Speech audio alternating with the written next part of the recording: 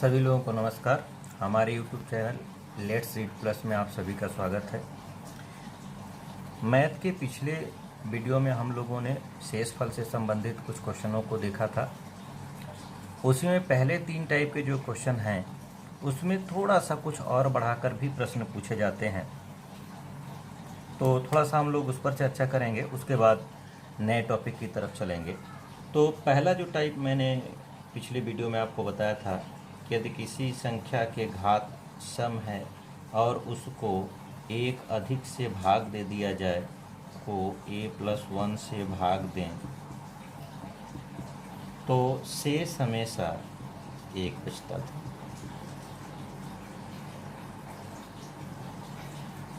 अब कुछ क्वेश्चन हमने पिछले वीडियो में बताया है, उससे थोड़ा सा आगे बढ़ेंगे। कभी कभी क्वेश्चन को डायरेक्ट एक ज़्यादा से भाग तो देता है, लेकिन जो घात सम है उसके साथ साथ एक जोड़ के या एक घटाकर या 2 जोड़ के या 2 घटाकर ऐसा क्वेश्चन पूछ लेता है। जैसे यहाँ मैं एक एग्जांपल देना चाहूँगा आपको।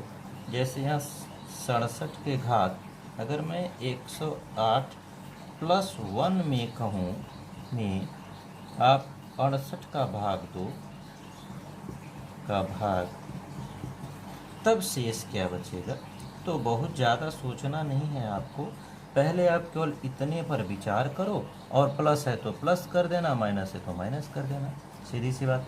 तो अगर मैं इतने पर विचार करूं तो एक ज़्यादा से भाग हो रहा है और घात सम है, तो निश्चित रूप से इतने के लिए 1 बचेगा, और प्लस ये लग रहा है तो +1 कर दीजिए, यानी 2 शेष बच जाएगा। अगर माइनस के साथ इसी में पूछ लेता, जैसे मान लीजिए 78 के घात दे दिया 102 और -1, इसको अगर भाग देने की बात कर रहा है, इसको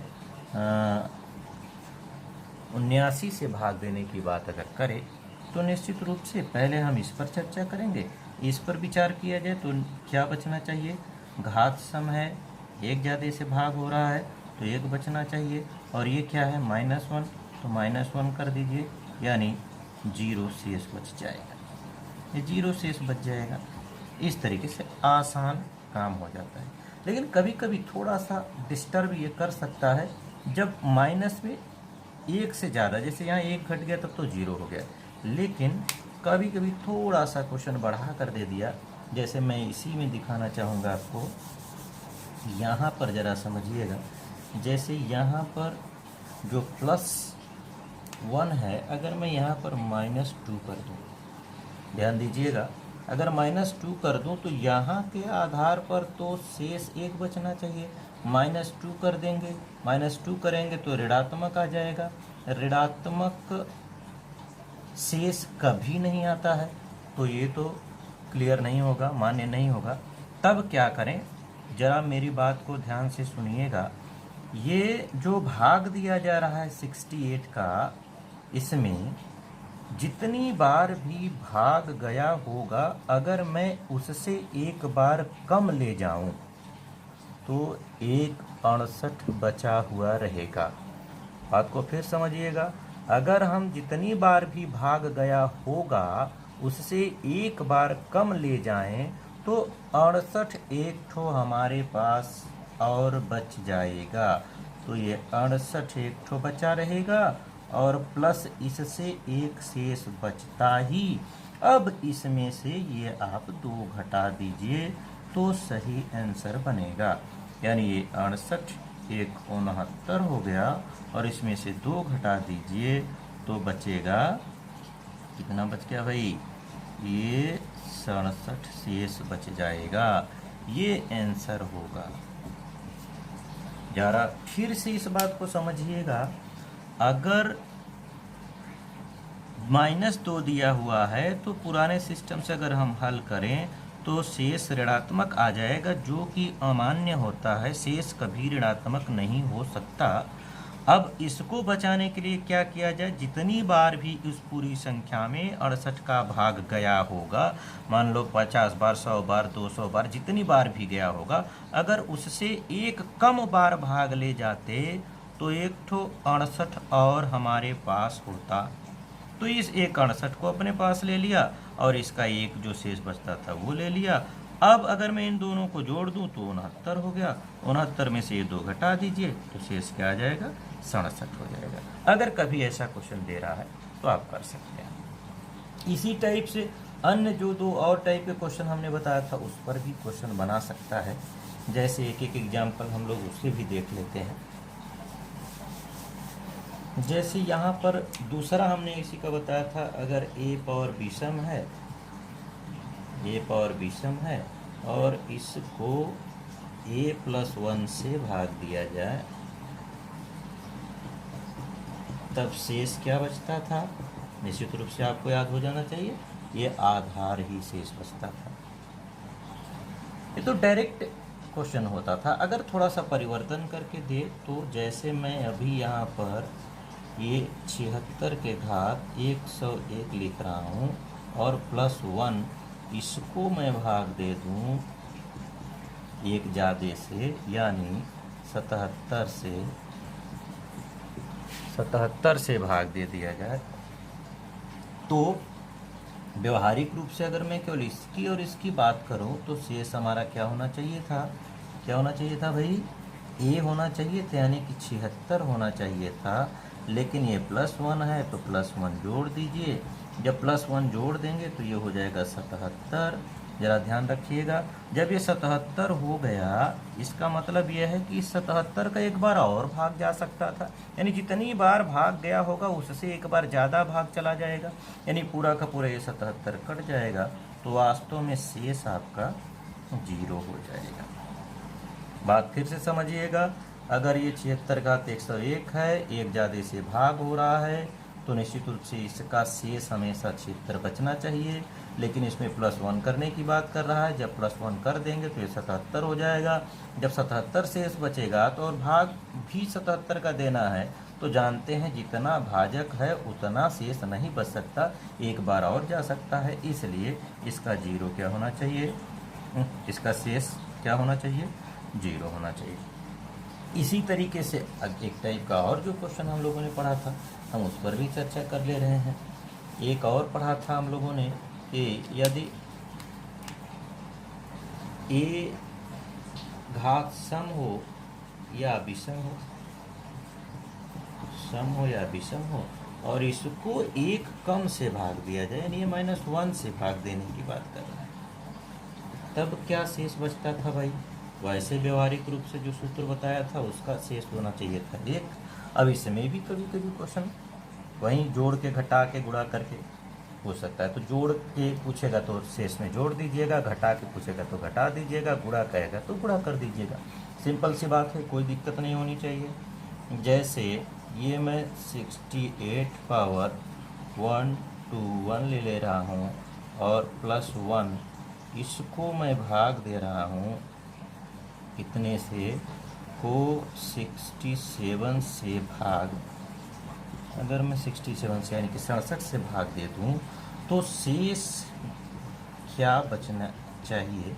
तो पहले तो इसके और इसके आधार पर लेंगे तो 1 बचना चाहिए, लेकिन ये +1 और है तो +1 कर दीजिए, यानी 2 बच जाएगा। इसमें भी अगर माइनस कर रहा है तो आप उस पुरानी बात को ध्यान में रखिएगा, उसी तरीके से आप इसको भी कर सकते हैं। तो मुझे नहीं लगता कि आपको दिक्कत होना चाहिए। ये कुछ विशेष क्वेश्चन विशेष बन जाता है पुराने वाले टाइप के क्वेश्चन में ही, क्योंकि अब वो पुराना वाला डायरेक्ट नहीं पूछता है, थोड़ा सा अलग करके पूछ रहा है, +1 -1 +2 -2 × 2 और × 3 ऐसा करके पूछ लेता है।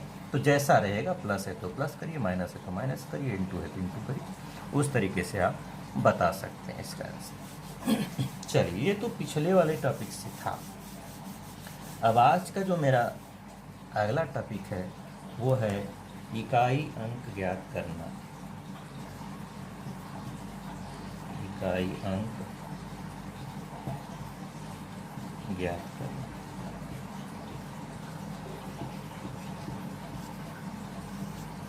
इकाई अंक ज्ञात करना। देखिए, इकाई अंक ज्ञात करने के लिए जो क्वेश्चन बनाए जाते हैं वो कुल मिला के 3 प्रकार के क्वेश्चन बनाए जाते हैं। एक तो पहला होता है गुणा से संबंधित, गुणा से संबंधित होता है, और दूसरा होता है घात से संबंधित, और तीसरा होता है घातांकों में जोड़, घटाना, गुणा, इससे संबंधित होता है। तो हम सबसे पहले स्टार्ट करेंगे गुणा से संबंधित। हालांकि योग से भी होता है, लेकिन हम गुणा से चलते हैं। गुणा से संबंधित क्वेश्चन पूछे जा सकते हैं। जैसे ये मैं कुछ संख्याएं लिख रहा हूँ, 4 गुणे 6 7 6 गुणे 5 4 2 गुणे 6 8 7 गुणे 2 1 8। इस तरीके से अगर ये पूछा जाए कि इसके हल में इकाई अंक क्या होगा, तो एक तो तरीका है सबका गुणा कर लीजिए और देखिए जो बहुत बड़ी संख्या प्राप्त हो रही है उसके इकाई अंक में क्या है। दूसरा तरीका ये है कि सभी इकाई अंकों का आपस में गुणा करते चलिए। जैसे ये 4 छंक 24 हो गया, और 24 का इकाई अंक ले लीजिए। फिर 4 दूना 8 हो गया, 8 का इकाई अंक 8 ही होगा। ये 8 सत्ते 56 हो गया, 56 का इकाई अंक 6 हो जाएगा, और 6 अट्ठे 48 हो जाएगा, 48 का इकाई अंक 8 हो जाएगा। तो अंतिम में आपको यही 8 इसका आंसर बन जाएगा, यानी इकाई अंक इसका जो मिलने जा रहा है वो 8 हो जाएगा। आसान है, बहुत ईजी है। एक क्वेश्चन और यहाँ देख लीजिए, जैसे 4 7 6 गुणे 2 1 8 गुणे 2 4 3 गुणे 2 1 9 गुणे 6 4 2। इस तरीके से है। इसके इकाई अंक की बात करें तो यहाँ भी हम वही करेंगे। 6 अट्ठे 48 हो गया, इस 48 का 8, 8 त्रिक 24, 24 का 4 हो गया, 4 9 36, 36 का 6 हो गया, 6 दूना 12, 12 का 2 हो गया, यानी इकाई अंक 2 हो जाएगा। तो गुणा में अगर पूछ रहा है कि तो सभी संख्याओं के अंतिम संख्या अंकों का गुणा करते हुए उसके इकाई अंकों को आगे बढ़ाते हुए गुणा कर लीजिए, बड़े आसानी से आपको कन्फर्म हो जाएगा। ये पहले टाइप का क्वेश्चन था, ये पहले टाइप का क्वेश्चन। दूसरे टाइप का जो होता है इकाई अंक ज्ञात करने के लिए, इकाई अंक ज्ञात करने के लिए जो दूसरे टाइप का क्वेश्चन बनता है वो घातांकों से होता है। अब घातांकों से जो क्वेश्चन बनेंगे, जैसे मैं एग्जांपल दे रहा हूँ यहाँ पर, जैसे मान लीजिए 4 9 8, इसके घात 1 2 4 और 2, इस तरीके से हो गया। इसमें पूछ ले में इकाई अंक क्या है।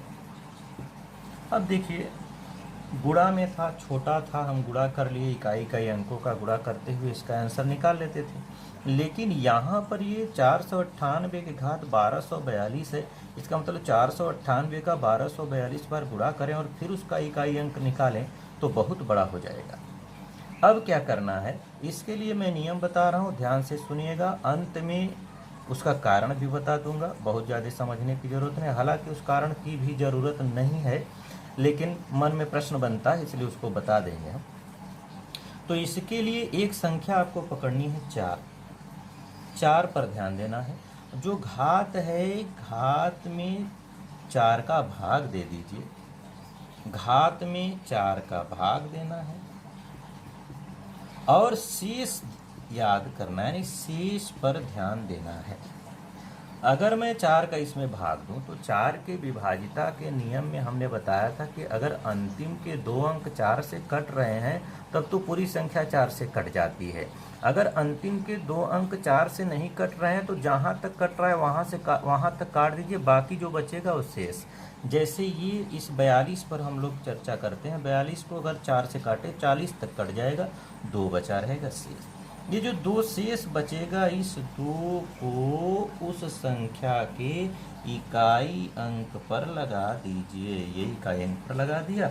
अब आपका ये गुणा वाला बन गया, यानी 8 गुणे 8 हो गया, तो 8 अठाई 64। अंतिम में इकाई अंक क्या हो गया, 4 हो जाएगा। मुझे लगता है समझ में आ रही होगी बात। एक बार फिर से समझिए। आप घात पर ध्यान देंगे, घात में 4 का भाग दीजिए, जो शेष बचेगा उस शेष को जिस संख्या के गुणनफल में इकाई अंक ज्ञात करना है उसी के इकाई पर वो घात लगा दीजिए और ये पुराना गुणनखंड वाला नियम यानी गुणनफल वाला नियम बन जाएगा। अब उसका गुणा करो, 8 अठाई 64, 64 का इकाई अंक 4 है, तो आपकी पूरी संख्या का इकाई अंक 4 हो जाएगा। मुझे नहीं लगता कि इसमें दिक्कत होना चाहिए। एक आध क्वेश्चन और देख लेते हैं। जैसे मैं ले रहा हूँ 6, 8, 9, 4 और इसके घात 1, 2, 4 और 5, 3। अब मैं यहाँ की बात करूँ, इसमें हमको इकाई अंक ज्ञात करना है, इकाई ज्ञात करना है। तो समझिएगा, मैंने कहा कि 4 से भाग दीजिए, तो 4 से अंतिम में भाग दें, तो 4 से भाग देंगे तो कितनी बार कट जाएगा? अभी कहाँ तक कट जाएगा? 52 तक हमें लग रहा है कट जाना चाहिए। और शेष क्या बचेगा? शेष बच जाएगा आपका यहाँ से एक शेष बच गया। इस एक को कहाँ लगा देना है? 4 पर लगा देना है, तो 4 घात 1 मतलब 4। अच्छा, आप ये मत सोचिएगा पिछले का भी 4 आया, इसका भी 4 आया तो इकाई अंक 4 ही आता है, ऐसा कुछ नहीं है। ये मात्र एक संयोग है। अगर एक क्वेश्चन मैं यहाँ दे दूँ, आपको तुरंत करना हो, तो आप क्या कहेंगे? 1, 2, 4, 5 कर दिया, तो आप इसका इकाई अंक जरा बताइए। तो आप कहाँ तक पहुँचेंगे? 45 है तो 44 तक कट गया होगा, 44 तक कट गया हो गया, एक शेष बच गया होगा। इस एक को कहाँ लगा देना है? इस 6 पर लगा देना है, तो 6 के घात 1 का मतलब 6 ही हो जाएगा, तो इसका इकाई अंक 6 हो गया। तो